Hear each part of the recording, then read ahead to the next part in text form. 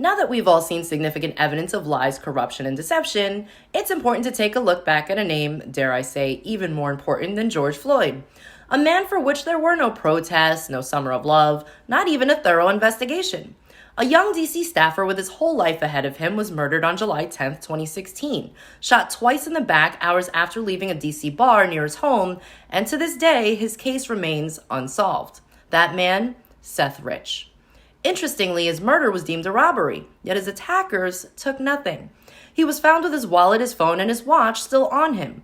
If you're an investigator, where do you begin your investigation? Well, it turns out management at the bar where Seth Rich was the night of his murder reported that police never interviewed them or their staff, never requested any evidence, receipts, or even surveillance footage from their cameras. A private investigator, retired DC Police Detective Rod Wheeler, who was hired to look into the matter, reported that an inside source within the DC Police Department looked him straight in the eye and warned him, "Rod, we were told to stand down on this case." Doesn't that seem odd for a murder investigation? Now, here is why you may not have heard more about this case. Wheeler also reported that a federal source confirmed to him that Seth Rich sent thousands of DNC emails to WikiLeaks, which ironically were released to the public only 12 days after the murder of Seth Rich, whose laptop that he kept in his apartment could not be found after his murder. These 20,000 emails dated from January 2015 to May 2016 from DNC staff, who is supposed to remain unbiased, showed clear bias against Bernie Sanders by undermining his campaign for that of Hillary Clinton. After the leak, Hillary Clinton's campaign manager said publicly that he believed the Russians were the source of the leak. Where have I heard that before? This also happened to be right around the time the Russia collusion story flooded the media. Here is what WikiLeaks founder Julian Assange had to say. Whistleblowers go to significant efforts to get us material and often very significant risks. As a 27-year-old works for the DNC, who was shot in the back, murdered just 2 weeks ago for unknown reasons as he was walking down the street in Washington. So that was just a robbery, I believe, wasn't it? No, there's no finding. So what are you suggesting? What are you suggesting?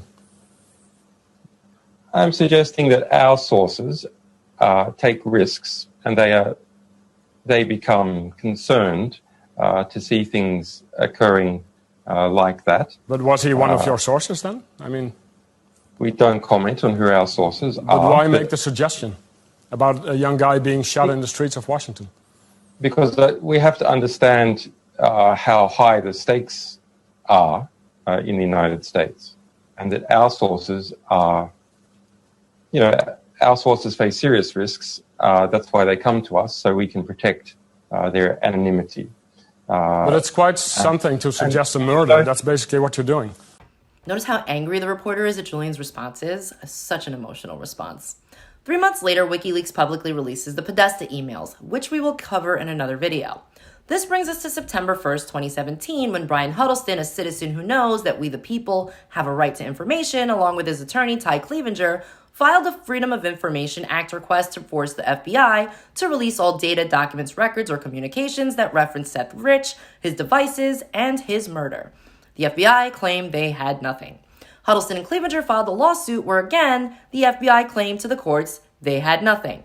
Huddleston and Clevenger knew the FBI had something, and so this sparked a second lawsuit where the court docket reads, in stark contrast to the FBI's response to Clevenger's FOIA request, where the FBI found 0 responsive records, the FBI now acknowledges that it possesses over 20,000 pages of potentially relevant material. How odd. After years of continued back and forth, I will bring you to where we stand as recently as yesterday. Ty Clevenger publicly stated, after dealing with the FBI for 5 years now, I assume that the FBI is lying to me unless and until it proves otherwise. The FBI is desperately trying to hide records about Seth Rich, and that begs the question of why. In September of 2022, the FBI was court-ordered to turn over all information they had on Seth Rich, including his computer, which we now know was in the possession of the FBI the entire time, and all documents pertaining to CrowdStrike, which I will cover in another video, and the DNC hack of 2016, which we now know is all related. Quite the turn of events, huh? Here's what we now know. The FBI never opened an investigation into the murder of Seth Rich. The FBI confessed they have CDs with images of Seth Rich's laptop, which was provided to them by local law enforcement. They claim that the CDs need to be converted into a format that would amount to about 400,000 pages plus images and videos. The FBI requested to the court that they are only able to release 500 pages per month. I mean, I'm no mathematician, but 400,000 pages with only 500 being released per month, that would mean the FBI is requesting a 66-year time frame in which to complete this request.